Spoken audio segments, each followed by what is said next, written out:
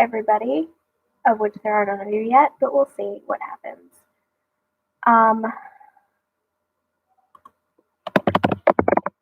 Sorry, just trying low-key to get this set up. It was kind of a spur-of-the-moment thing, but I think it'll still be fun. I'm going to go ahead and just get started. I decided, for those of you who were keeping abreast of my plan to read aloud for a while, I decided that The Secret Garden was all wrong for a pandemic and decided to go with Dracula instead because Dracula is less realistic and more fun.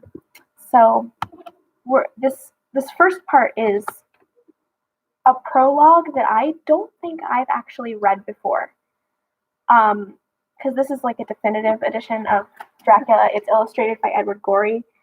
So I will be showing you the illustrations as we go. There aren't too many of them, but you'll still get to see them all. They're very lovely. So I guess here's the intro. It looks a little bit long, but we'll see how fast I read.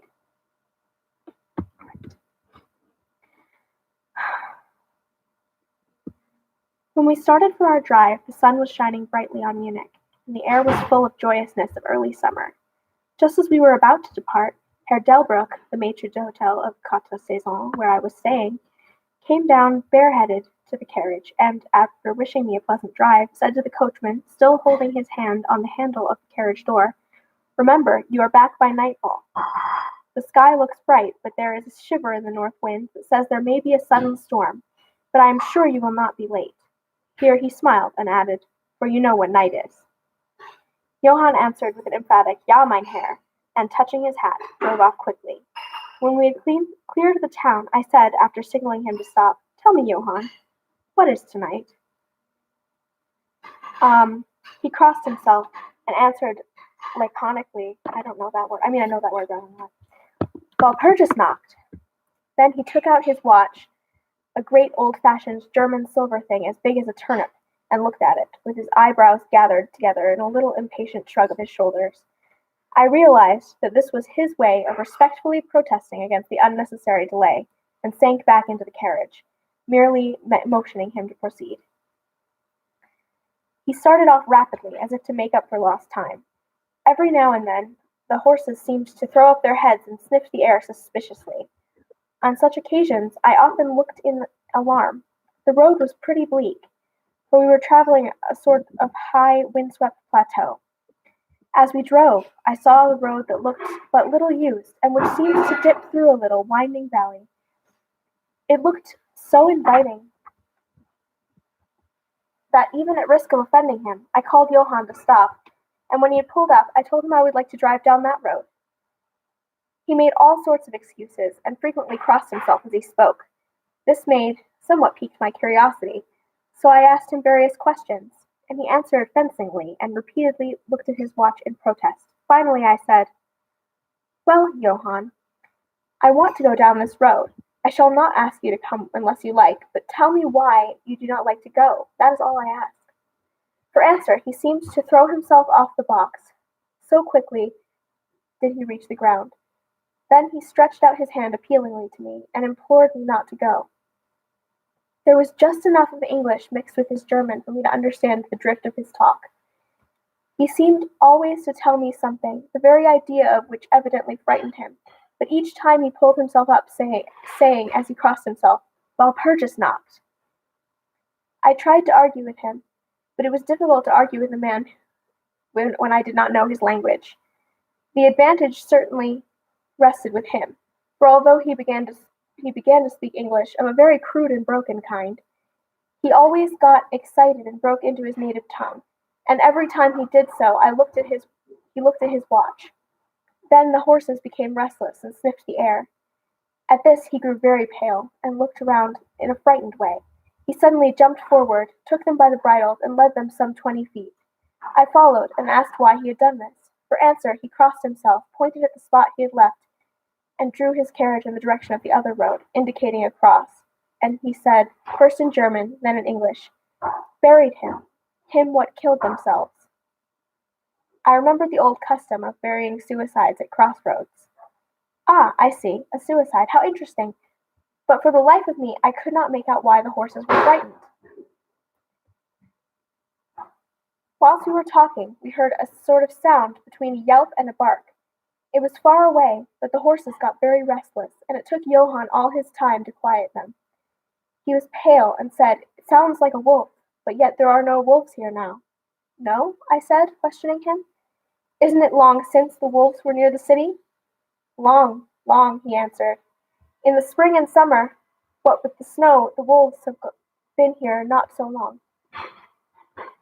While he was petting the horses and trying to quiet them, dark clouds drifted rapidly across the sky. The sunshine passed away, and a breath of cold wind seemed to drift past us. It was only a breath, however, and more in the nature of a warning than a fact, for the sun came out brightly again. Johann looked under his lifted hand at the horizon and said, "The storm of snow, he comes before a long time." Then he looked at his watch again, and straightway, holding the reins firmly, for the horses were still pawing at the ground restlessly and shaking their heads, he climbed to his box as though the time had come for proceeding on the journey. I felt a little obstinate and did not at once get in the carriage. "Tell me," I said, "about this place where the road leads." I pointed down. Again he crossed himself and mumbled a prayer before he answered, "It is unholy." "What is unholy?" I inquired. "The village." "Then there is a village?" "No, no, no one lives there hundreds of years." My curiosity was piqued.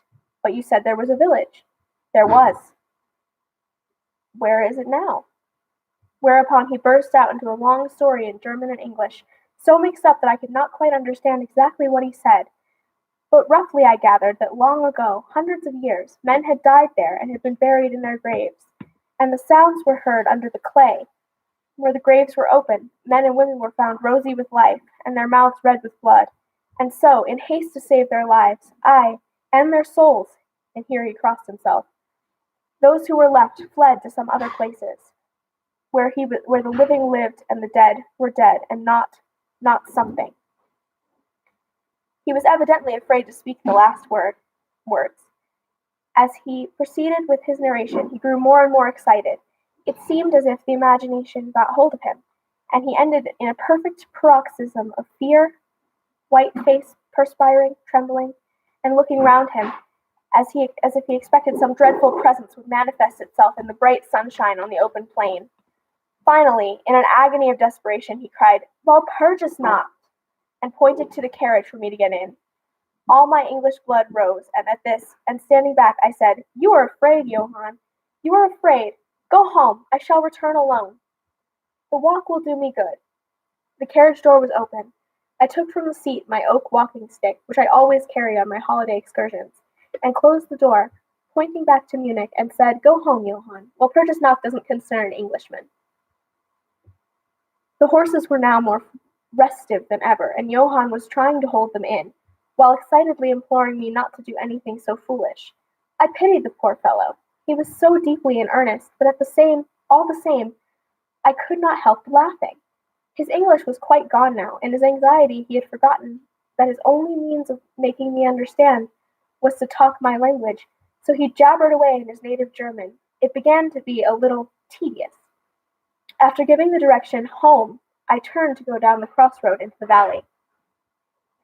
With a despairing gesture, Johann turned his horses towards Munich.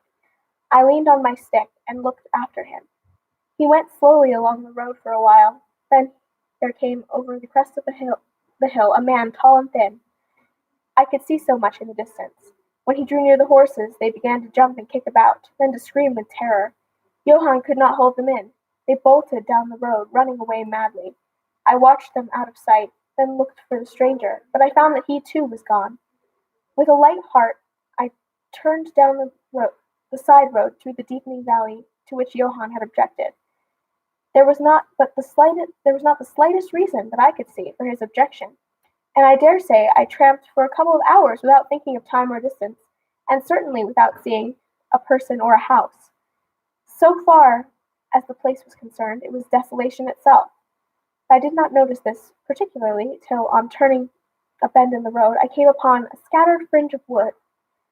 Then I recognized that I had been impressed unconsciously by the desolation of the region through which I had passed. I sat down to rest myself, and began to look around. It struck me that it was considerably colder than it had been at the commencement of my walk. A sort of sighing sound seems to me to be oops, I lost my place. Seemed to be around me, with now and again, high overhead, a sort of muffled roar. Looking upward, I noticed great thick clouds were drifting rapidly across the sky from north to south at a great height. There were signs of coming storm in some lofty stratum of the air. I was a little chilly, and thinking that it was sitting still after the exercise of walking, I resumed my journey. The ground I passed over was now much more picturesque. There were no striking objects that the eye might single out, but in all there was a charm of beauty. I took little heed of the time, and it was only when the deepening twilight forced itself upon me that I began to think of how I should find my way home. The brightness of the day had gone, the air was cold, and the drifting of clouds high overhead was more marked. They were accompanied by a sort of far-away rushing sound, through which it seemed through which seemed to come at intervals that mysterious cry that which the driver said came from a wolf. For a while I hesitated. I had said I would see the deserted village, so on I went, and presently I came to a wide stretch of open country, shut in by hills all around. Their sides were covered with trees which spread down to the plains, dotting in clumps the gentler slopes and hollows which showed here and there. I followed with my eyes the winding of the road, and saw that it curved close to one of the densest of these clumps, and was lost behind it.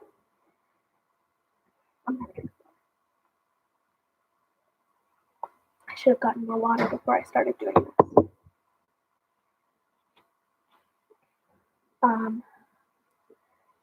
As I looked, there was a cold shiver in the air, and snow began to fall. I thought of the miles and miles of bleak country I had passed, and then hurried to seek shelter of the wood in the front. Darker and darker grew the sky, faster and heavier fell the snow, till the earth before and around me was glistening white carpet, the further edge of which was lost in misty vagueness. The road was here but crude, and when on the level its boundaries were not so marked, as when it passed through the cuttings, and in a little while I found that I must have strayed from it, for I missed underfoot the hard surface, and my feet sank deeper in the grass and moss. Then the wind grew stronger and blew with ever increasing force, till I was fain to run before it. The air became icy cold, and in spite of my exercise I began to suffer. The snow was not now falling so thickly, and whirling around me in such rapid eddies I could hardly keep my eyes open. Every now and then the heavens were torn asunder by vivid lightning. In flashes I could see ahead of me great mass of trees, chiefly yew and cypress, all heavily coated with snow. I was soon among the shelter of the trees, and there, in comparative silence, I could hear the rush of wind high overhead. Presently the blackness of the storm became merged in the darkness of the night. By and by the storm seemed to be passing away. It now only came in fierce puffs or blasts. At such moments where the weird sound of the wolf appeared to be echoed by many similar sounds around me. Now and again, though the black mass of drifting cloud, came a straggling ray of moonlight, which lit up the expanse, showed me that I was at the edge of a dense mass of cypress and yew trees. As the snow had ceased to fall, I walked out from shelter and began to investigate more closely. It appeared to me that amongst so many old foundations as I had passed, there might be standing a house in which, though in ruins, I could find some sort of shelter for a while. As I skirted the edge of the copse, I found that a low wall encircled it, and following this, I presently found an opening. Here, the cypresses formed an alley leading up the square mass of some kind of building. Just as I caught sight of this, however, the drifting clouds obscured the moon, and I passed up the path in darkness. The wind must have grown colder, for I felt myself shiver as I walked. But there was hope of shelter, and I groped my way blindly on. I stopped, with a sudden stillness. The storm had passed, and perhaps in sympathy with nature's silence, my heart seemed to cease to beat. But this was only momentarily, for suddenly the moonlight broke through the clouds, showing me that I was in a graveyard, and that this square object before me was a great massive tomb of marble, as white as the snow that lay all around it. With the moonlight there came a fierce sigh of the storm, which appeared to resume its course with a long, low howl as of many dogs or wolves. I was awed and shocked. I felt the cold perceptibly grow upon me till it seemed to grip me by the heart. Then, while the flood of moonlight still fell on the marble tomb, the storm gave further evidence of renewing, as though it was returning on its track, impelled by some sort of fascination. I approached the sepulchre to see what it was and why such a thing stood alone in such a place. I walked around it and read over the door in German, Countess Dollingen of Gratz in Styria, sought and found death, 1801. On top of the tomb, seemingly driven through the solid marble, for the structure was composed of a few blocks of stone, was a great iron spike or stake. On going to the back, I saw graven in great Russian letters, "The dead travel fast." There was something so weird and uncanny about the whole thing, it gave me a turn and made me feel quite faint. I began to wish, for the first time, that I had taken Johann's advice. Here a thought struck me, which came under almost mysterious circumstances and with a terrible shock. This was Walpurgis Night. Walpurgis Night, when, according to the belief of millions of people, the devil was abroad, when the graves were open and the dead came forth and walked, when all evil things of earth and air and water held revel. This very place the driver had specially shunned. This was the depopulated village of centuries ago, this where the suicide lay, and this was the place where I was alone. Unmanned, shivering with cold, in a shroud of snow, with a wild storm gathering upon me. It took all my philosophy, all my religion I had been taught, all my courage not to collapse in a paroxysm of fright. And now a perfect tornado burst upon me. The ground shook through thousands of horses thundered. The ground shook as though thousands of horses thundered across it, and this time the storm bore on its icy wings not snow, but great hailstones, which drove with such violence that they might have come from thick thongs of Balearic slingers, hailstones that beat leaf and branch and made the shelter of the cypress no more avail than though their stems were standing corn. At the first I had rushed to the nearest tree, but I was soon fain to leave it and seek only the spot that seemed to afford refuge, the deep Doric doorway of the marble tomb. There, crouching against the massive bronze door, I gained certain amount of protection from the beating of the hailstones. For now they only drove against me as they ricocheted from the ground into the side of the marble. As I leaned against the door, it moved slightly and opened inward. The shelter of even a tomb was welcome in that pitiless tempest, and I was about to enter when there came a flash of forked lightning that lit up the whole expanse of heavens, and in the instant, as I am a living man, I saw, as my eyes were turned into the darkness of the tomb, a beautiful woman with rounded cheeks and red lips, seemingly sleeping on a bier. As the thunder broke overhead, I was grasped as by the hand of a giant and hurled into the storm. The whole thing was so sudden that before I could realize the shock, as moral as well as physical, I found the hailstones beating me again. At the same time, I had a strange, dominating feeling that I was not alone. I looked towards the tomb. Just then there came another blinding flash, which seemed to strike the iron stake that surmounted a tomb, and pour through the earth, blasting and crumbling the marble, as in a burst of flame.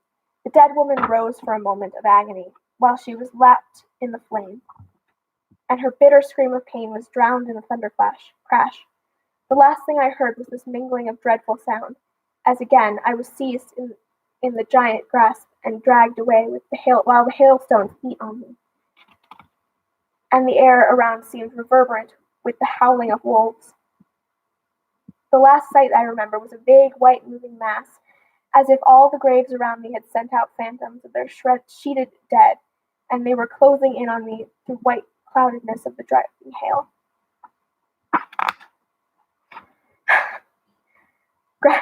Sorry.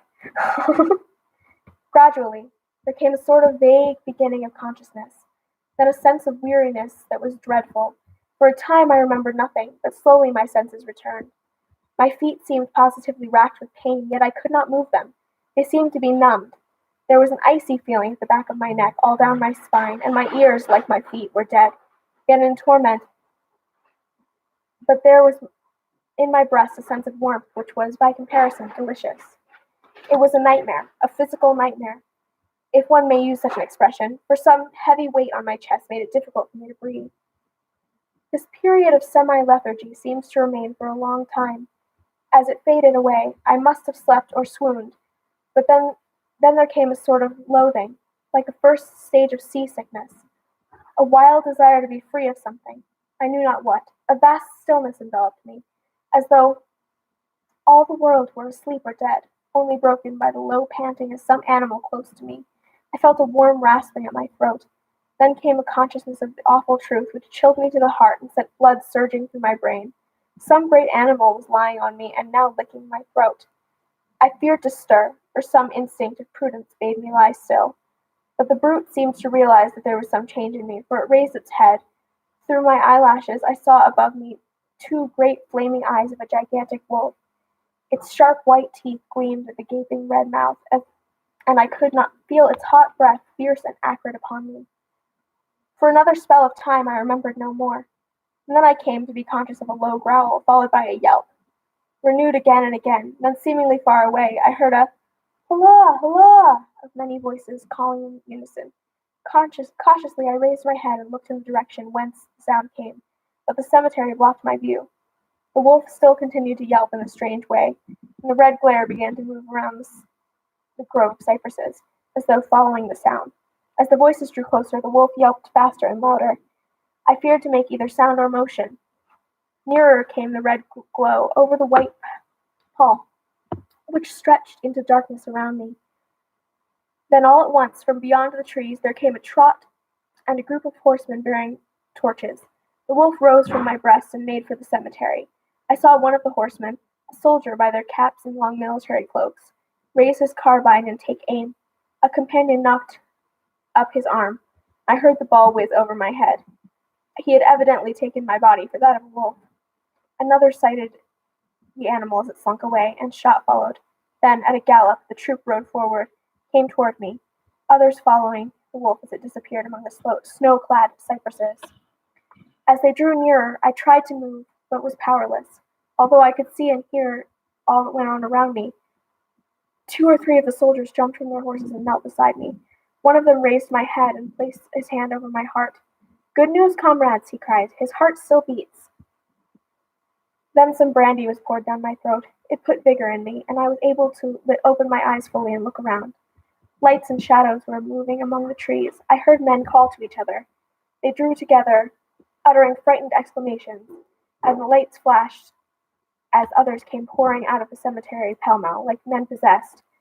When the further ones came closer to us, those who were around me asked them eagerly, "Well, have you found him?" The reply rang out hurriedly, "No, no, come away, quick, quick, this is no place to stay, and on this of all nights." "What was it?"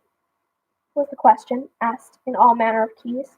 The answer came variously, and all indefinitely, as though the men were moved by some common impulse to speak, yet were restrained by some common fear from giving their thoughts. It indeed, gibbered one, whose wits had plainly given out for the moment.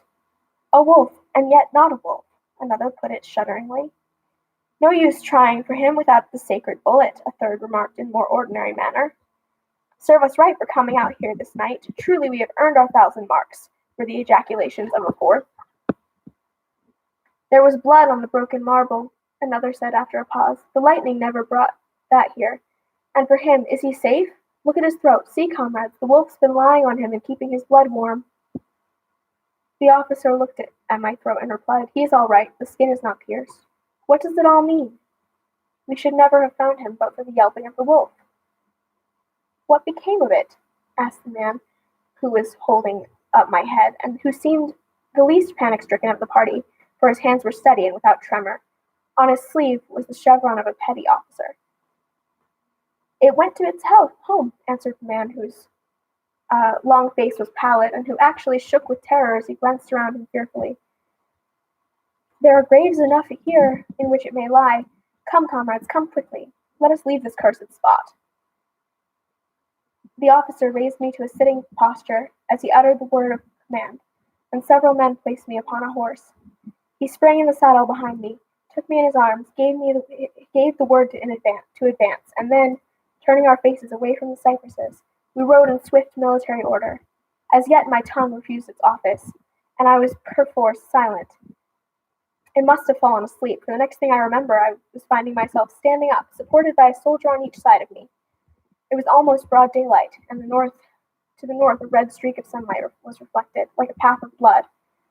What they had seen, except they had... path of blood over the waste of snow. There we go.